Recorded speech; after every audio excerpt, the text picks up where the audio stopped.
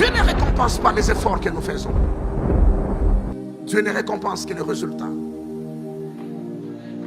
Cela veut dire lorsque nous sommes à table, toutes les souffrances qu'une femme dans sa cuisine ou un cuisinier dans son restaurant, tout ce qui lui est arrivé ne nous intéresse pas. Ce qui nous intéresse, c'est la qualité du repas que nous mangeons. Tu peux expliquer que tu as été brûlé par de l'huile, tu as été étouffé, tout cela, ça n'intéresse personne. Ce qui nous intéresse, en fait, c'est le résultat final. Dieu ne récompense que le résultat. C'est la parabole, au fait, des talents.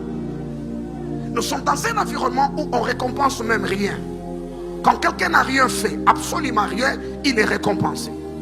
Je parlais de quoi? Ça, c'est pas mon sujet d'aujourd'hui. Je reviendrai un autre jour parce que c'est extrêmement important. Cela veut dire quoi? Cela veut dire lorsque tu envoies des gagnants d'âmes dans les rives de Kinshasa pour gagner des âmes et qu'ils ont passé une semaine de 7h du matin à 18h à parler de l'évangile, en fin de compte, Dieu ne récompense pas des heures passées à évangéliser. Dieu récompense combien d'âmes ont été gagnées. Quelqu'un entend ce que je dis?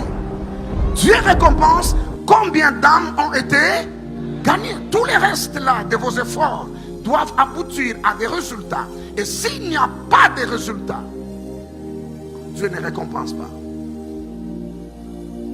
Et quand de telles valeurs sont prises et imprégnées dans une famille, dans une communauté, dans une société, sans l'évangile du salut, ces communautés avancent. Vous voulez une preuve? Vous voulez une preuve? C'est le Singapour. C'est le Singapour. La plupart d'entre eux ne sont pas sauvés. Il y a des valeurs du royaume qu'ils ont mises en place et qui produisent le progrès.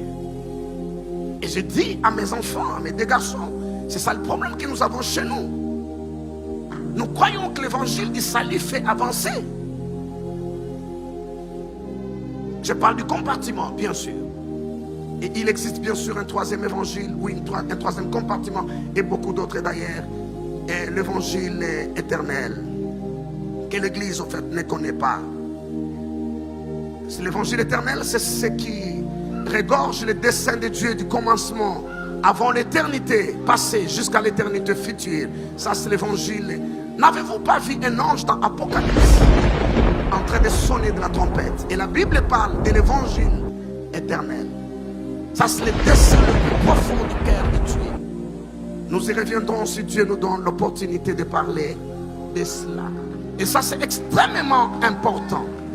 Le peuple est dans la captivité à Babylone. Mais au fond de sa captivité, Dieu veut qu'il se souvienne qui sont. Décrète, je déclare pendant Hanouka 2023. Ça, c'est un autre conseil divin.